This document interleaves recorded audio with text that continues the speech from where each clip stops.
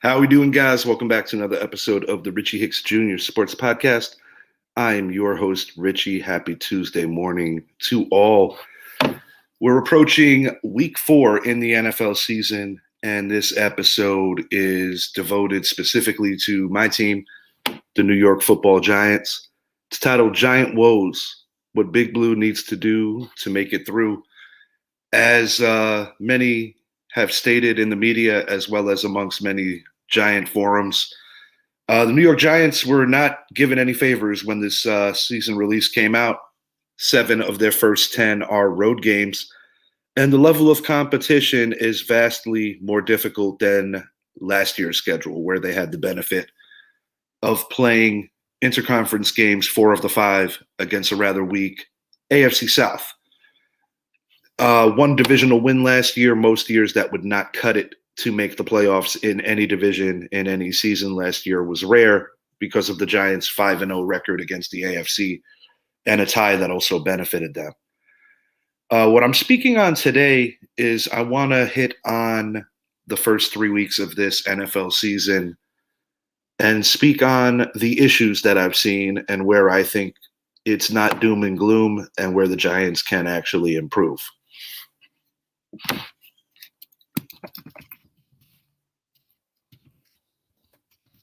Bear with me here.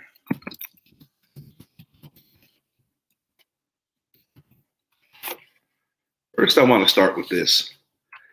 They did play the Niners and Cowboys. Dallas was on the wrong end of the losing stick this week, dropping their first game of the year to the Arizona Cardinals. In my opinion, classic trap game.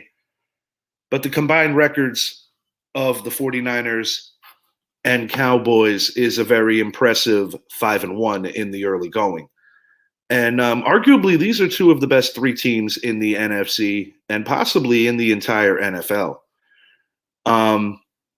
It goes without saying that what we saw week 1 in a 40-0 drubbing isn't something that you're going to feel good about. But I do think that there were a couple of variables at play. Clearly, the weather didn't help the Giants that night. But I believe that after the blocked field goal return for 6, I think from an emotional standpoint, the Giants struggled to recover from that. And I think something that needs to happen in a situation like that where the field gets flipped after a nice drive, which the Giants actually were enjoying, is sticking to your game plan. I noticed in multiple weeks the New York Giants have abandoned the running game a little too early, in my opinion. I understand that in today's NFL, it's a pass-happy, pass-first league. But I also believe that you have to go with your game plan. You can't ditch it that quick. I noticed it in the Dallas game for sure. And when you take into consideration how great Dallas's defense was playing that night, the Giants didn't really have a chance to open their eyes, and they were already down 2 scores. And these are some issues that I'm going to speak on. I'm going to start with the defense. The defense getting off the field on third downs is undeniably an issue. Last year, the Giants were amongst the top 5 in getting off the field on third downs. This year, they are in the bottom 5 of that metric, of that statistic. It's early. But, seeing the way that the 49ers, even on Thursday Night Football, were able to dump off screens to Christian McCaffrey and how he had almost like a caravan of blockers downfield just wiping out the Giants secondary and linebackers, that has to get cleaned up. The tackling has to be better. Essentially, just fundamental things that need to happen on a football field need to happen. I believe that in that regard, the Giants have failed miserably. And it goes without saying that the offensive line, per usual, has been an issue. I do see some solutions. It goes without saying that we need the return of Andrew Thomas. He's an All-Pro. But I also believe that something that the Giants have that they have not quite identified and used yet is their speed. I believe that the New York Giants actually have to put Daniel Jones in a position to get rid of the ball quickly. When you have a barrage of slot receivers who are actually very quick. I think that's a disadvantage that they have not been able to exploit in any matchup thus far, with maybe the exception of the final 14 or so minutes of the Arizona Cardinals game, a game where the Giants overcame a 20-point deficit to come back and win. But yes, the offensive line is most definitely an issue. But I take into consideration that Saquon Barkley has been able to put up excellent numbers despite this O-line. And these three players need to come back. I'm talking about the impending returns of Azeez Ojulari, Saquon Barkley, Andrew Thomas. I'm going to start with Ojulari. When Ojulari is not on the field, offensive lines can hone in more on Kayvon Thibodeau. You could bring an extra guy to kind of chip him. Sometimes you'll see double teams. And while the most premier pass rushers in this league do deal with double teams, I still think Kayvon is a project player that is still trying to get it. And I believe that when these things occur, it takes Kayvon out of the game. I think you see a lot of overcompensating. Bottom line is Ojulari has to be healthy. His sack ratio in terms of games played is actually really good, but the kid has just not been able to get on the field at all. It's imperative that Saquon Barkley gets back sooner than later. I know that for Saquon, he undeniably wants to get on the field. I'm sure Monday night, with the $11 million pending that he could make this year, a lot of that is predicated off of incentives. And I believe that Saquon Barkley legitimately needs to do his best to get on the field. This is a better offense. This is a better team when Saquon Barkley is active. It also makes life for Daniel Jones a lot easier because Saquon gives you a player that in open space, he can make people miss. Small plays can turn into huge gains, but not having him on the field and you're seeing defenses load 8-9 in the box, and then considering the woes of the offensive line, it's kind of like a snowball effect of what's been going wrong for this team. Idris Salam. I don't know if you're available, brother, but come on in if you are. And yes, I completely agree. He's got to be on the field. Saquon Barkley, I would say it's an outside shot that he might be able to return this Monday night for the Seattle game because of the sheer reason that it's kind of like a mini bye when you play a Thursday night game. And fortunately, Saquon avoided a bigger injury. Of course, as anyone who cares about a player's health, I don't want him coming in just to get hurt again. And I know that that's got to be a concern with the Giants brass, but I think you got to let him test it out. Do I like saying that there's a must-win game in the month of September? Not necessarily, but if this team goes 1-3 with your next two opponents in Miami, and then you're playing Buffalo right after that, I would have to say that, it is a must-win game. This is a game that needs to be won. They're at home.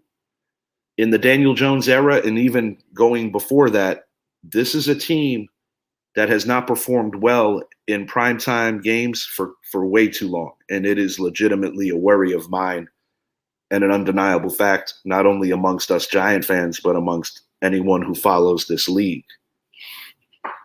This is another thing that I want to hit on.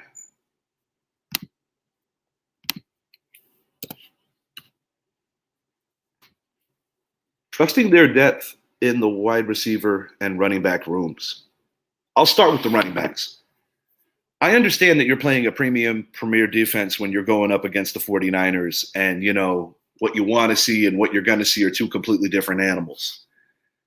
But even with a healthy Saquon Barkley, what I have been wanting to see for quite some time is using your other running backs a little more. It shouldn't be only when Saquon busts a 60-yard run and he needs a blow. It shouldn't be if Saquon gets dinged up on a couple of plays and has to walk it off, so to speak. This is something that I feel the Giants are not taking advantage of. I want to see split back sets a little more with Matt Breida. Matt Breida has good hands. He also has good speed. He's also a proven veteran. Something that I didn't like that I noticed during the 49er game was that Brightwell looked like he was starting to get his feet wet, and I feel that the Giants won away from him. If you're putting guys on your team that you said made the cut and guys that you believe in, the only way you prove that is by putting these guys in positions to prove to you that they can make plays. Because at the end of the day, in the year 2023 in the NFL, if your expectation to be okay is putting it on one player, that being number 26, then it's not a recipe for sustained success.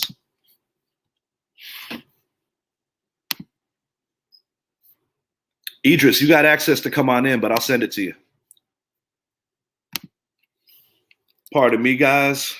Getting my co-host here into the show.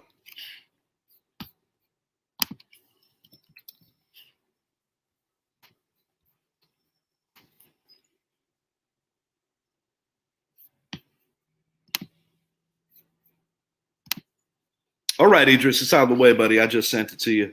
I don't know if you realize, but you could actually get in without me inviting you now. We'll speak on it later. But yeah, trusting your players. It goes without saying that this is a legitimate issue.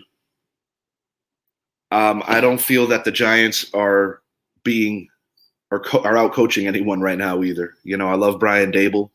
I know that there's going to be growing pains. Welcome to the show, bro. How you doing? Good morning. Good morning.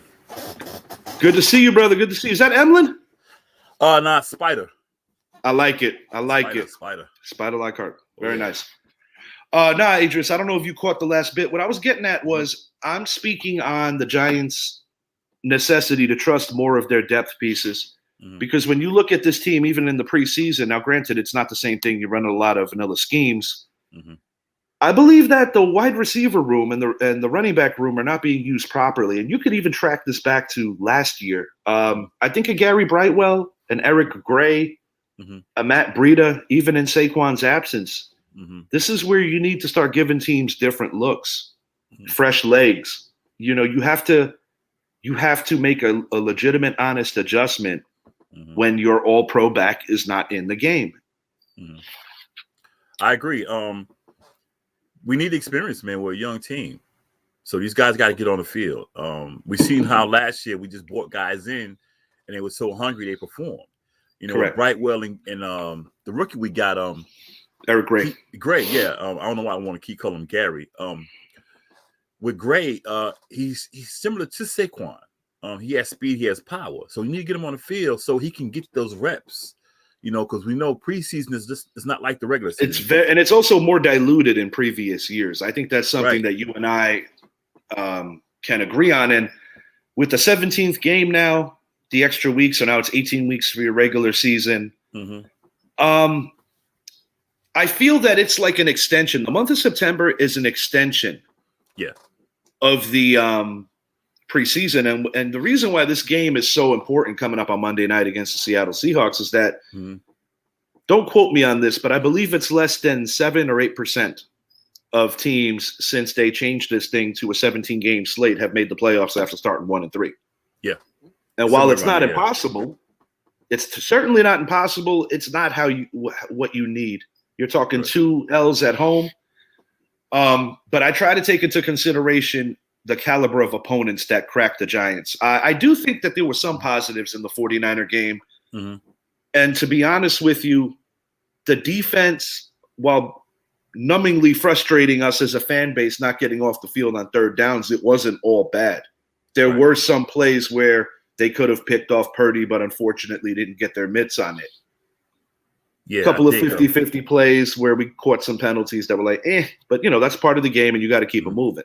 Sorry, Idris, go ahead. No, you're fine. And I think right at the end you said it. We had a chance to get them off the field on third down, and we shot ourselves in the foot too many times.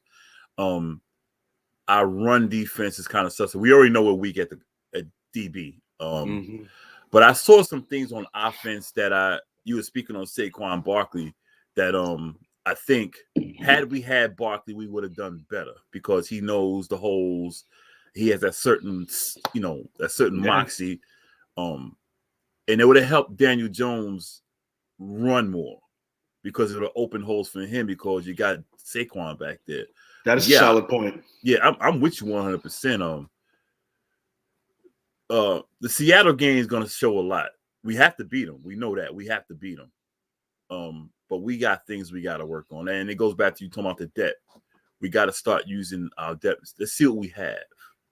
I want to see more creativity, bottom line, because, the combination of Kafka Dable coming over was, promoted as innovative thinkers. Mm-hmm. And I'm not going to blame everything on Coach Dabes or our OC, because at the end of the day, if your quarterback can't stay upright, all those beautiful toys that you have can't be played with, so to speak, and I mean, in my opinion, I think the New York Giants have two very good tight ends. One's ceiling when healthy is an all-pro level. The other one, quite frankly, is a guy that gradually can improve. Talking about Bellinger, talking about Waller.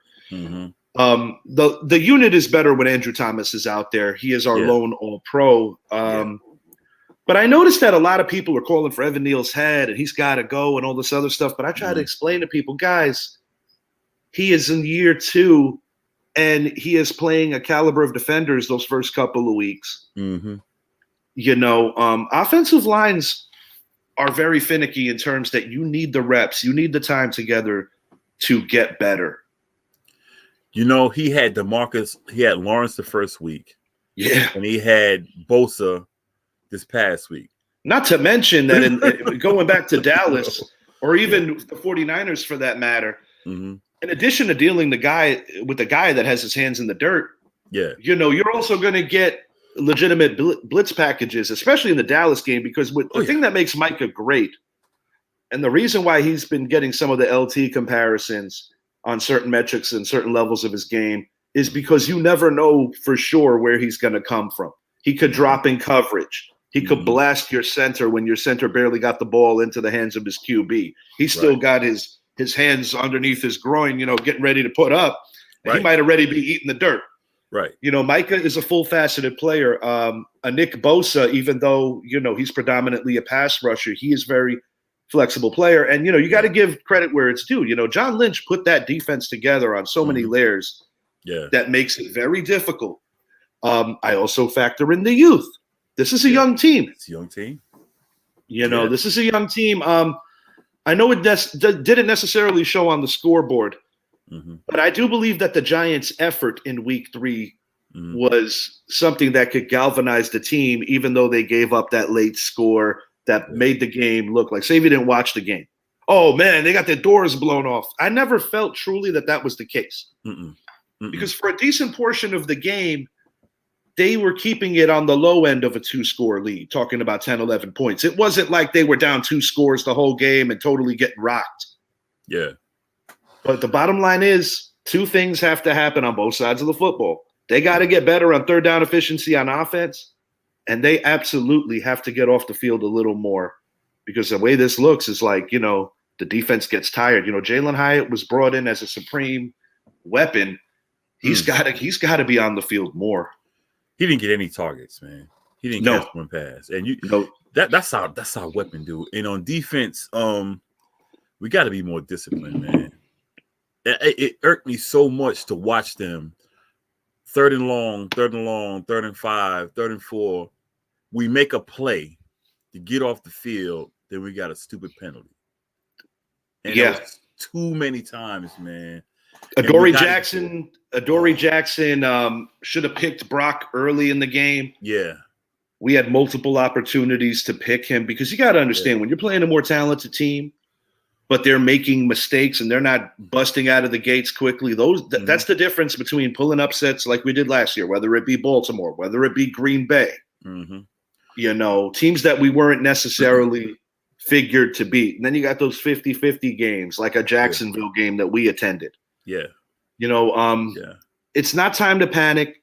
And I've said before the season started, sometimes you got to go backwards before you go forwards. And when you get a more enhanced schedule where you're getting a lot of primetime games, where you're getting a heavy dose of a tough schedule, they got to survive right now, because during the middle of the year, it gets rather soft and very manageable, where this team could potentially win 6 or 7 out of 8.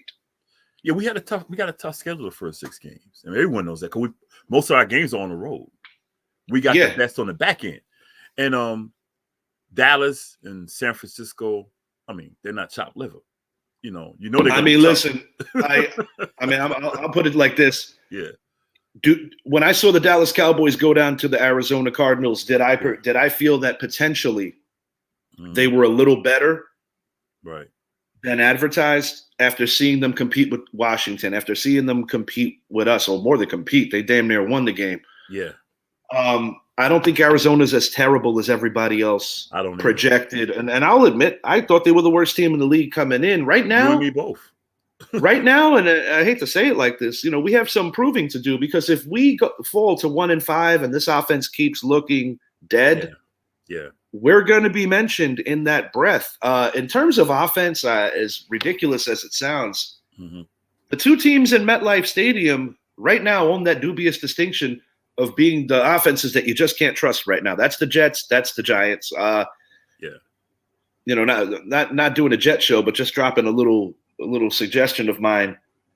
The Minnesota Vikings are 0-3, and the Minnesota Vikings are also in a position where they could tank out for Caleb. With the Vikings, man, that they're that team that's one play from being 3-0. I tend to agree, and I know I said it on previous shows. Yeah. I think last year they were one of the most fortunate teams in recent memory in how many one-score games they won. This year, not so much. Reason I bring up the Vikings, reason I bring up porous quarterback play is because the Jets, the guys that we share the stadium with, have a championship caliber defense. Is it time to potentially take that chance if you can afford it? Because I don't necessarily know the Jets cap situation all the way through, because obviously they're paying Rodgers. Yeah.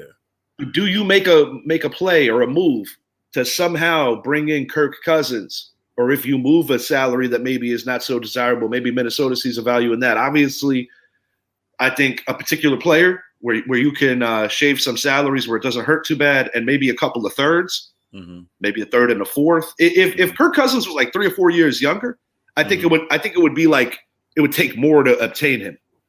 Yeah. I don't think they're going to make the move with Minnesota because the division is still there for them to win.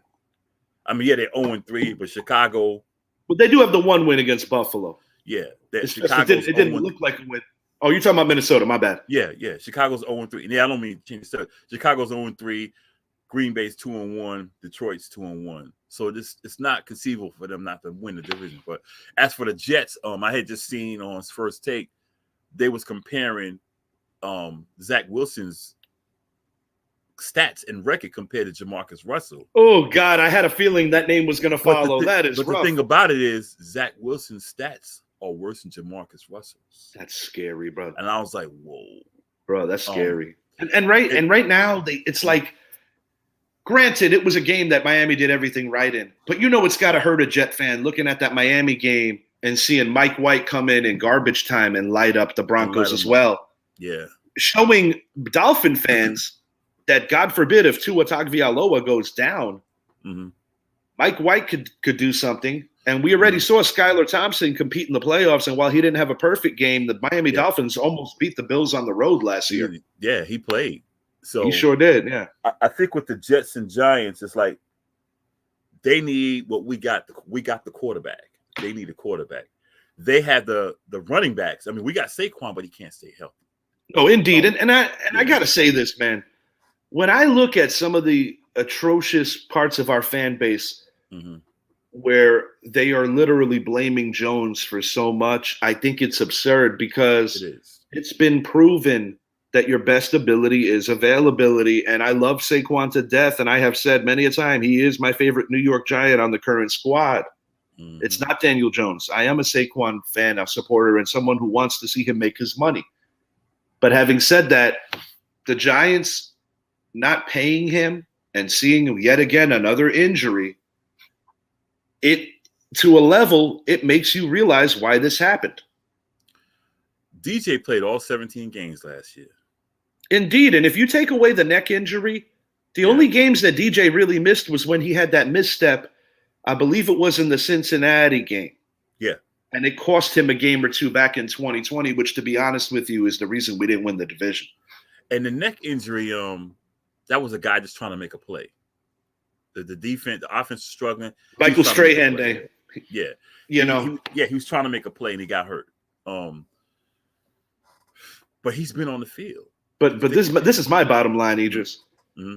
Not trying to shit on Saquon or get stupid or anything like that, but the bottom line is this organization, since Daniel Jones has been in the league, has only been able to muster 2 wins without him on the field. That was Eli Manning's final game against Miami Dolphins, and that was Colt McCoy in Seattle. Yep.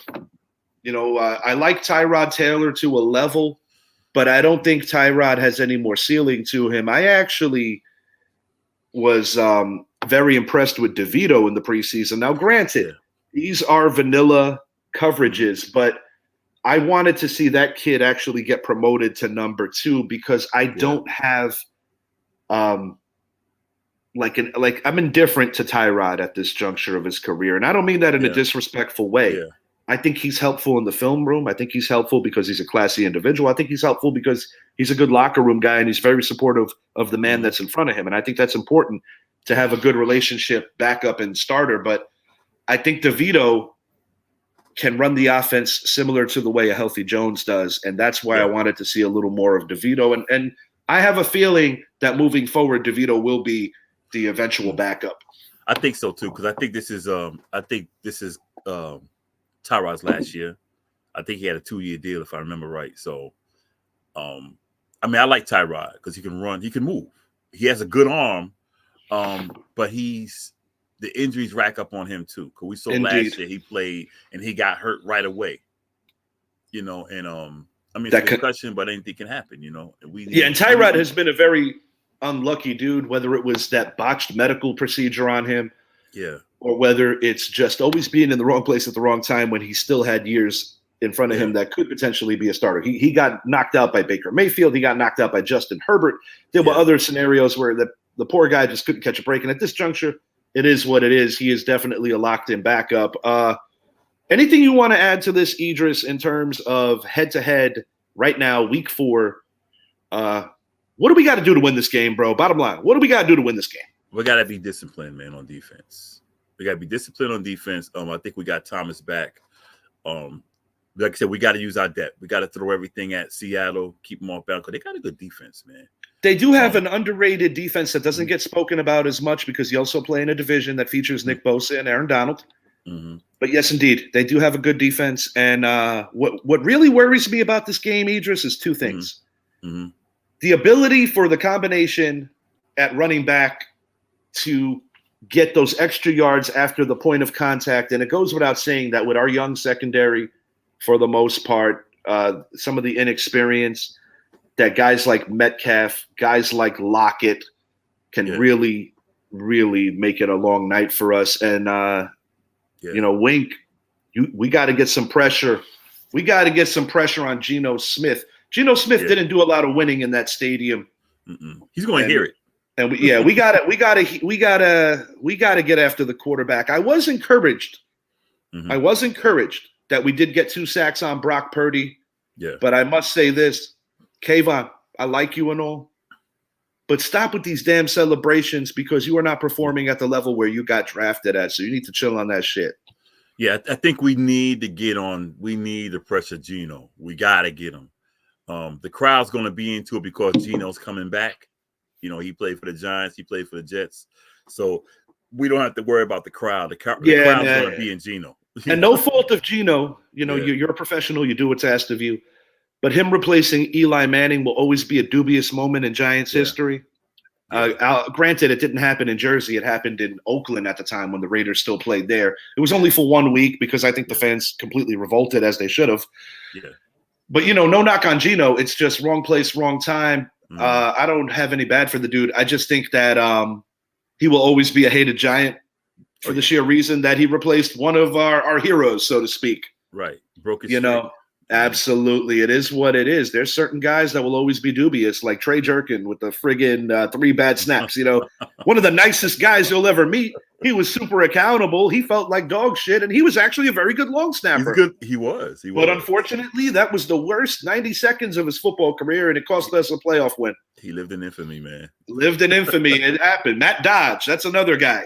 It's like Dave Brown. We can't stand Oh, he will live in infamy.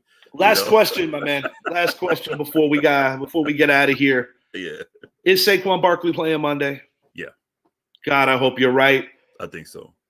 We'll give our predictions as the week goes. Look for us in the next couple of days. Announcements to come on our week 4 preview show. This was Improv Idris. I gotta run to work. Good seeing you, brother. Thank you for joining. And we will be back soon. Go Giants. This is gonna be a weekly thing now, guys. We're doing a weekly Giants show. Stay tuned for our college show. We're coming. College shows coming on Saturdays. Announcements to come with that. For my man, Mr. Idris Salam, I am Richie Hicks Jr. Have a great week, everyone. We will be back in a couple days.